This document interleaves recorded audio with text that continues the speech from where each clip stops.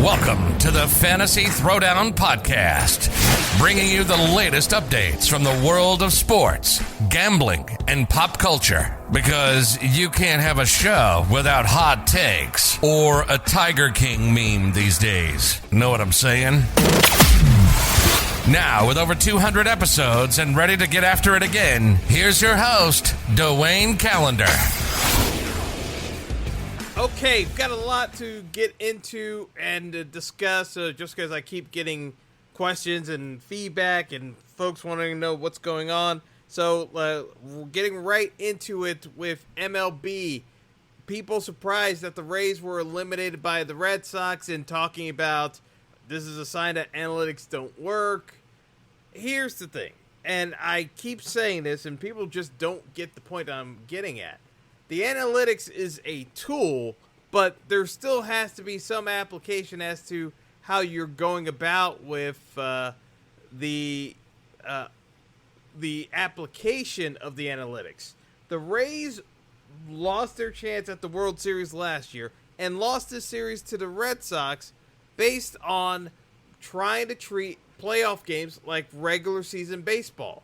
I don't care what anyone says about how many times it's worked over the course of a season. Playoff baseball is still going to be different. Guys approach it differently in terms of intensity level. So bringing in a guy cold is just always a risk because you don't quite know what he's going to have. And what happened to the Rays is that they continued to bring in relievers in high leverage spots and deplete their own bullpen, which is one of their strengths, and turned it into a weakness because they kept pulling starters so early in that series against the Red Sox. And Boston, to their credit, their bats finally woke up in that series. I don't know if it's going to continue into this series against Houston, and we'll talk about that series because I have some commentary about the White Sox in general. But, you know, in terms of what you kind of have on hand here is the fact that, you know, the Rays, even to their elimination game, you pull Colin McHugh after 2 scoreless innings where he cruised to bring in McClanahan for no good reason, because McClanahan was supposed to be the Game 5 starter.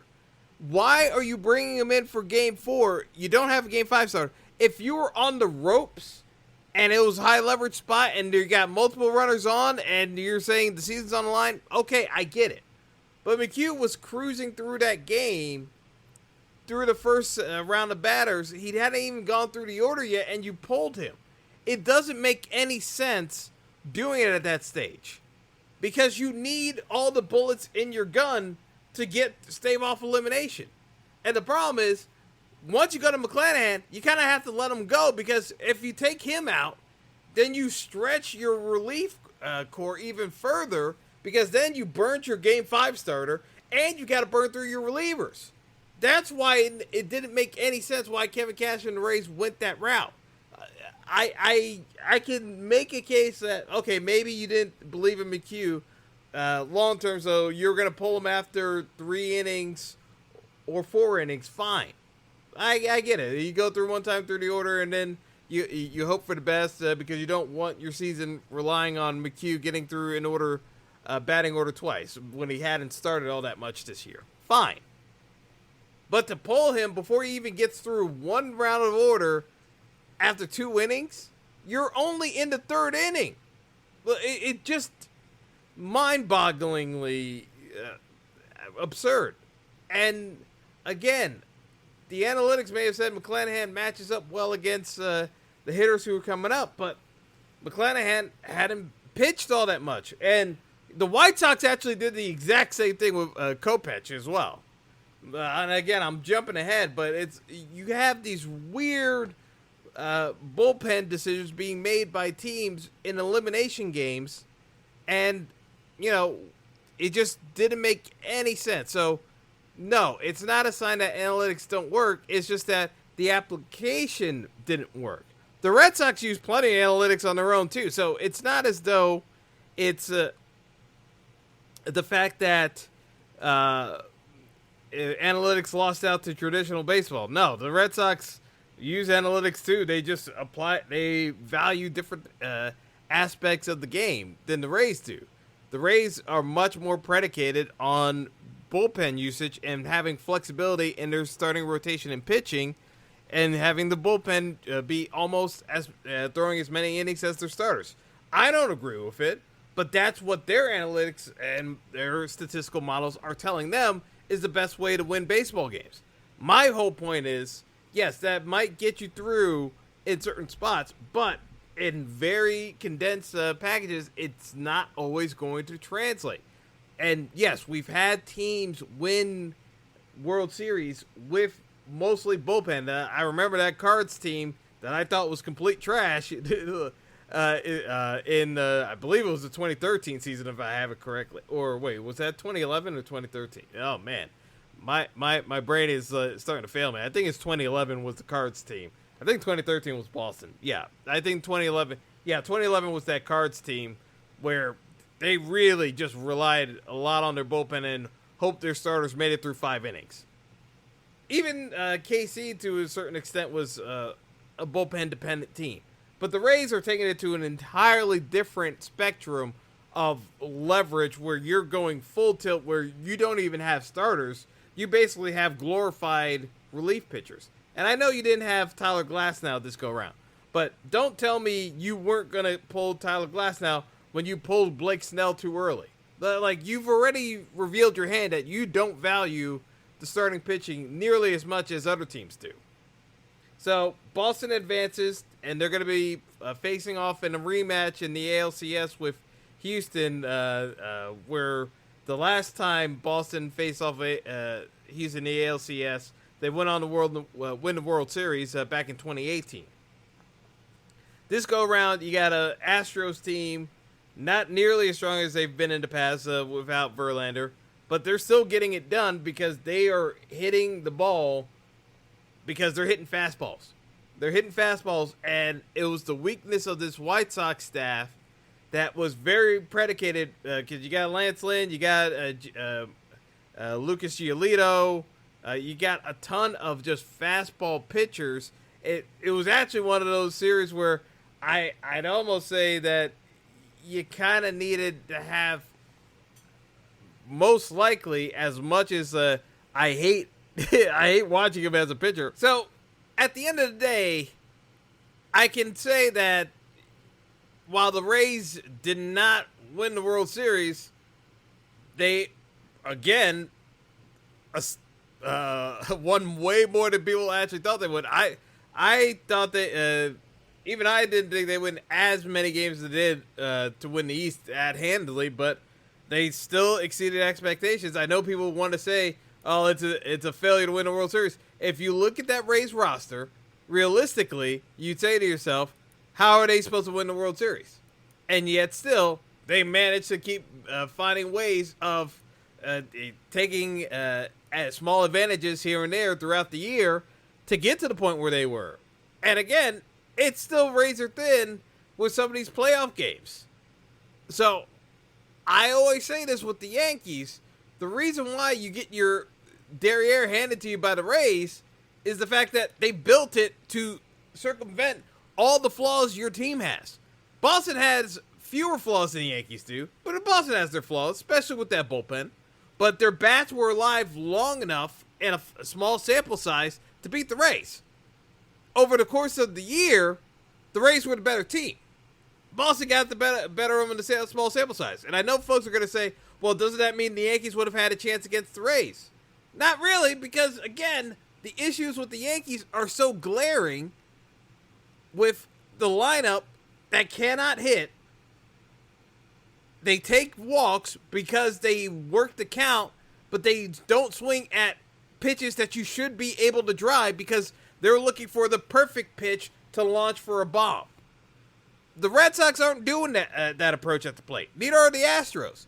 Those teams are hitting. And that's why they're playing in the ALCS. The Rays were hitting, but like I said, the Rays issue, and I think it's just a flaw with them, is just applying their model to the extreme in every single situation. I don't necessarily agree with it. I think you have to bear in mind context in certain regards, but they don't necessarily view it that way. Maybe they will down the road, but for right now, they played the style that they wanted to do, and they lost the way that they wanted to go out. I mean, hey, at the end of the day, that's something you have to kind of live with, and that's the way they chose to go out. You went out playing the exact same style that you've done all year long. There's something to be said for that. Now, on the White Sox side, the White Sox made a big deal about bringing in Tony La Russa as the manager because of his years of experience in the MLB. And I question this from the jump, because La Russa had been out of the game for so long that how exactly was he bringing anything new to the table? And we saw it throughout the year. He had nothing new to offer this White Sox club.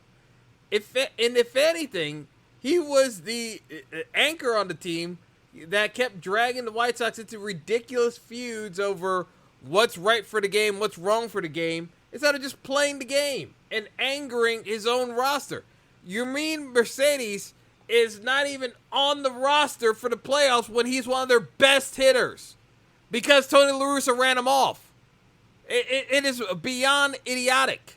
So, yes, the White Sox had a very good offense this year.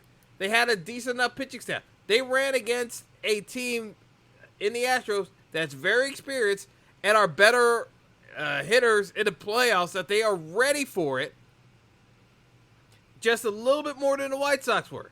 And guess what?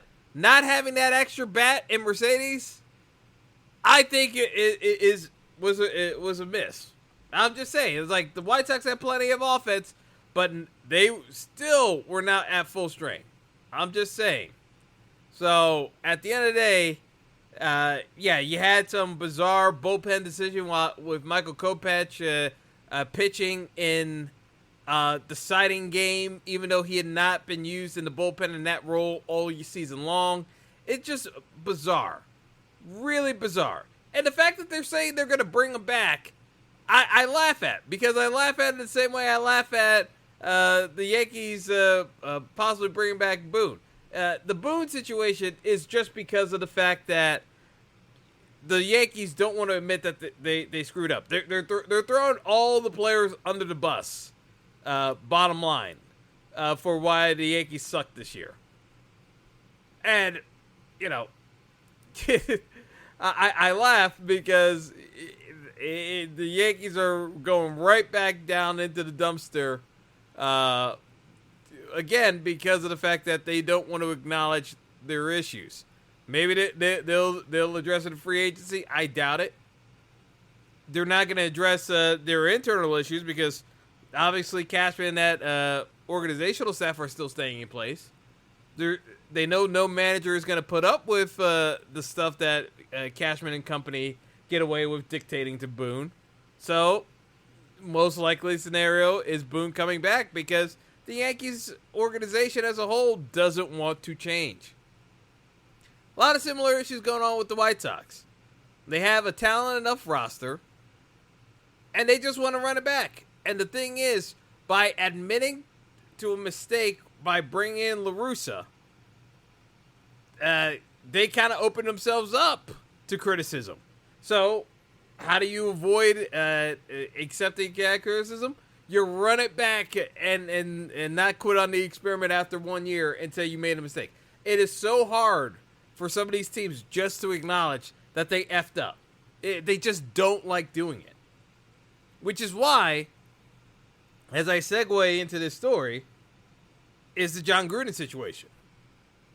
So for anyone who was missing out on the news the last week or so, Jon Gruden, the now former head coach of the Las Vegas Raiders, got caught up in a scandal that had nothing to do with the Raiders in particular. It has to do with the an ongoing investigation of workplace discrimination and sexism exhibited by the Washington football team towards employees, and as part of the investigation, there was a subpoena for the email records of the team, amongst which there was correspondence between Gruden, who was then working for ESPN back in 2010 and 2011, and the president of the Washington at that time, Bruce Allen.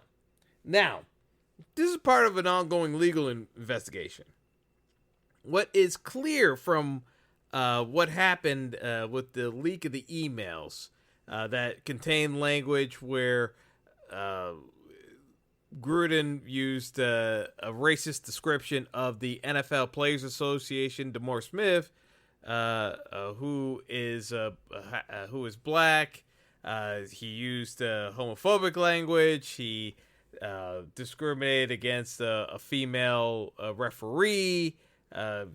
Basically called the commissioner and a couple other folks within the NFL a word that rhymes with wussy, and a number of things that you should not be corresponding with on official workplace emails. And amongst which, Bruce Allen was also sending Gruden photos of the Washington cheerleaders topless. There's a whole number of things that were going on in Washington. And I mean, suffice for me to say, this is just the tip of the iceberg, but me personally, when these stories were coming out that they were forcing the cheerleaders to act as escorts, I mean, it's a lot of stuff that was going down with Washington that Daniel Snyder, the owner of the team, basically had the cheerleaders sign non-disclosure agreements and along with hush money to keep them quiet. But for all intents and purposes, we had a professional team running an escort service. That's really the truth of the matter of what's going on. Amongst other workplace discrimination issues, they had that going on. But regardless, there's an ongoing investigation, and somehow these emails from Gruden get leaked. And of course, it's going to be a firestorm because Gruden is the face of the Raiders. He has to be the representative of the brand. And obviously, there's also the news that that came out earlier this year that he has the first openly gay player on an active NFL roster, Carl Nassib, on his team. So, all told, the language against the LGBTQ community, amongst other things, it's pretty much untenable for Gruden to hold on to his job. Now, what I would say, though, is that someone in the NFL leaked those emails to the Wall Street Journal. Those emails don't get out on their own because there's plenty of stuff from the Washington football team that has not been released at all as part of the investigation. Someone within the NFL was pissed off with Gruden that he aggravated, that had an axe to grind, that leaked those emails. And I'm sure it's probably Roger Goodell, the commissioner in the NFL, who gave the go-ahead to leak the emails.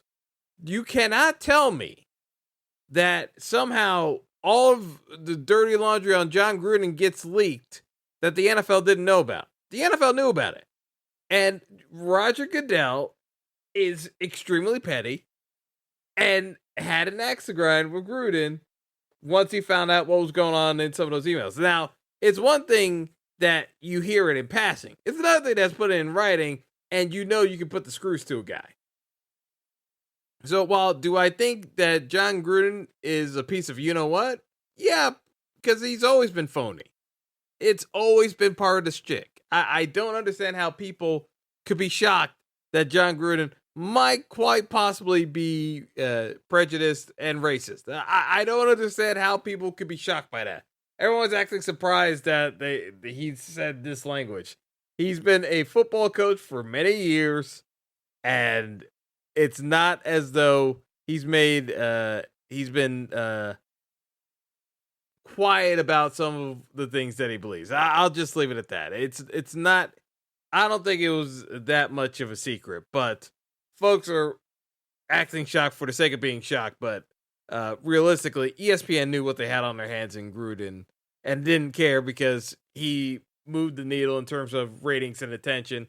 And the Raiders certainly didn't care because Mark Davis, when asked about why they let Gruden go, he said, ask the NFL, they have all the answers. So that tells you all you need to know, that he didn't want to fire Gruden. The NFL basically made him fire Gruden. After, of course, they leaked the emails to make him look bad. But do I think Gruden deserved to lose his job solely over those emails? Not necessarily. I think that's one of those where it's like, you have to put him through the course training to be more respectful. But the thing that lost Gruden his job the most is not because of the emails. And he was probably sunk anyway because of the emails. But the number one thing that sunk Gruden was his explanation as to what was going on, saying that, I'm embarrassed by the emails, but there's not a racist bone in my body. Anytime someone speaks in absolutes like that, they're full of it. And as soon as that initial email about DeMaurice Smith got leaked, Gruden had to know there was more stuff on him coming. And he needed to get out in front of it and basically say, you know what? I'm not proud of my past. I've done a lot of bad things. Do all the token words. Even if you don't believe it, do the song and dance. Say you're gonna make yourself a better person, and go through the necessary training, sensitivity training, and whatnot, and take a step away from the team. And you probably could have saved your job. But by going on the almost attack of saying, you know what, that's not me, that's not who I am, I'm not a racist, you basically set yourself up for failure. Because the NFL was waiting for you to make that ridiculous comment. Instead of getting out in front of it, you just said, I'm not a racist. But then they released all the other stuff to make sure they pinned you to the wall. They were giddy. That you probably made that. To me, it was the equivalent of the Rafael Palmeiro, I have never taken steroids in front of Congress while doing the finger wag, then getting popped for a violation of steroids right after that. It was the most ridiculous thing. But that's what the Gruden testimonial on Sunday did, followed by the further email release from the NFL just to put the screws to him. Because that's exactly what happened. So, it is what it is with Gruden. But want to touch on this last section here.